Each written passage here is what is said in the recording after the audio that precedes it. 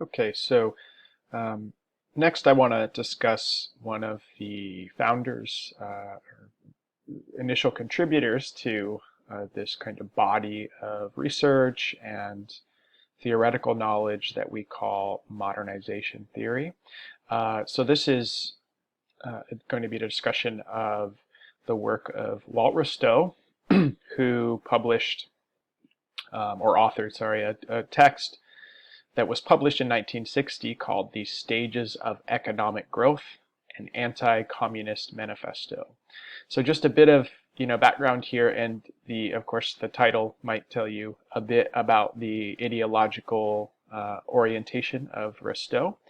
It's important also to keep in mind that Rostow was not only a scholar, but he was someone who was actively working in the field of politics. So he served as a strategic advisor to John F. Kennedy, and then later Lyndon B. Johnson during the Vietnam War. He was an active proponent of American intervention in Vietnam. So he was someone who kind of subscribed to this domino theory that was prevailing at the time, which held that if communism was to take root in Vietnam, that then would spread throughout Southeast Asia, potentially throughout all of East Asia, and of course, then on to the rest of the world. So this was, a kind of piece of work. The text here, The Stages of Economic Growth, developed by someone who had a real impact on political decision making and probably informed some of the key decisions that were taken in the lead up and during the Vietnam War, what we call the Vietnam War, what's called the American War in Vietnam, of course. Rostow, had a huge impact on the world, on the geopolitical landscape as it stands today, and his publication is probably not the most kind of impactful piece of research that he did in his career, but it's something that has quite a bit of durability and that is still read today. So Walt Rostow, in this text, The Stages of Economic Growth, outlines these 5 stages of economic development. And the goal here really is to not only outline the stages of economic development, but to highlight some of the causes of underdevelopment, and particularly to provide a roadmap for underdeveloped countries, poor countries, to adopt in order to achieve economic development of the kind of Western sort. Now, as I mentioned previously, this had, kind of real world application in that it was meant to provide a roadmap for these newly independent states. For instance, states in Africa like Ghana, Sudan, Kenya, who had achieved independence in the 1950s, and we're kind of at the forefront of this ideological battle between the West, as represented by the United States, the United Kingdom, which of course was capitalist, and the East, which would have been represented by the Soviet Union, the USSR, and China, the People's Republic of China, which of course were communist.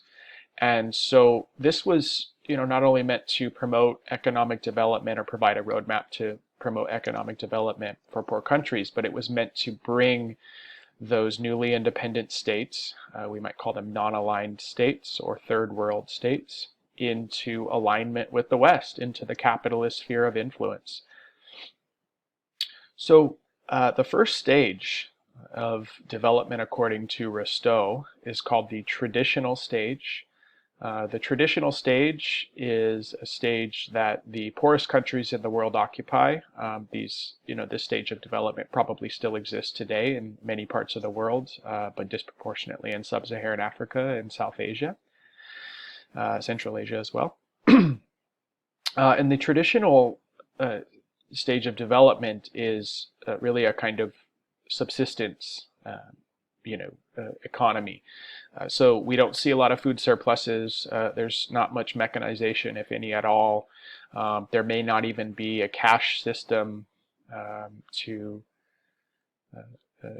kind of be used in economic transfers and financial relationships. During Ristow's time, of course, this probably was a kind of more true than it is today. Many of the poorest regions of the world may not have electricity, may not have running water, but they have solar chargers and mobile phones and cash transfer apps, and so technology has kind of permeated even the least developed regions of the world today. But in 1960, when Ristow was writing, or the late 1950s when he was writing, probably these were relatively isolated places. Barter systems would have prevailed, very low productivity, so agriculture would have been the primary industry, and production would have been done with lots of labor and very little mechanization, and of course this would have been associated with low productivity. The second stage is called the transitional stage.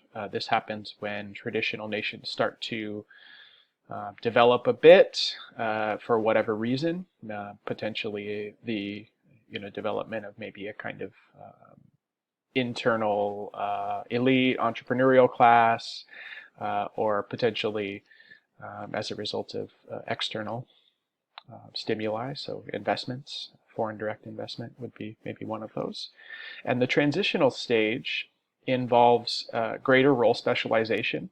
In the traditional stage, you might have seen a lot of role generalizations. So individuals might have been doing agriculture one day, they might have been doing child rearing the next, they might have been doing maintenance work the next day. People would have done all sorts of different tasks, whatever was needed. In a transitional society, there's more specialization, so you start to see people who are specializing in certain industries, if we can call them that, although you don't really see any industrial development. But at least within agriculture and within artisanal production, you would have had more kind of specialized roles, which is generally associated with higher productivity. When people specialize, they tend to produce more. They become expert in their field. You have surpluses, which goes along with specialization and the greater productivity and efficiency that results from it.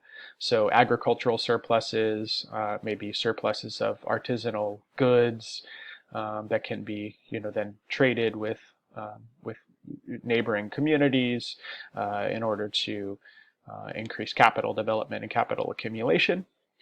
We start to see infrastructure, so this could be roads, we could see airstrips, but I think most often it's railways, particularly rail lines for resource extraction. So we see this in a lot of sub-Saharan Africa today. There may not be paved roads, there may not be a lot of good public infrastructure to be used for transportation, but there might be pretty solid infrastructure for resource extraction, and multinational corporations to kind of take advantage of.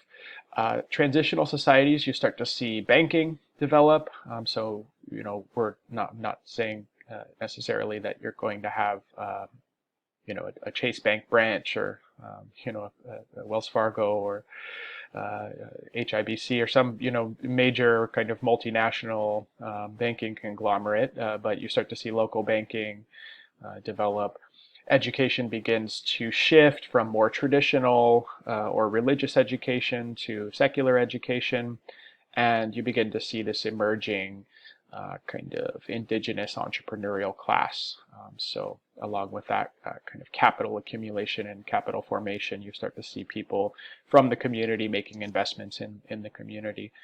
Now I want to just take a step back here and acknowledge that these stages of development are often used to describe nation states as an aggregate, but they can also apply within nation states, right? So, if we look at specific nation states today, we might see actually kind of evidence of different stages of development in different geographic locations, depending upon the kind of context that exists there. So, for example, in Afghanistan, you might see some areas that are highly traditional, that rely upon subsistence agriculture, no paved roads, very little access, highly isolated, very traditional, religious education predominates, traditional norms predominate.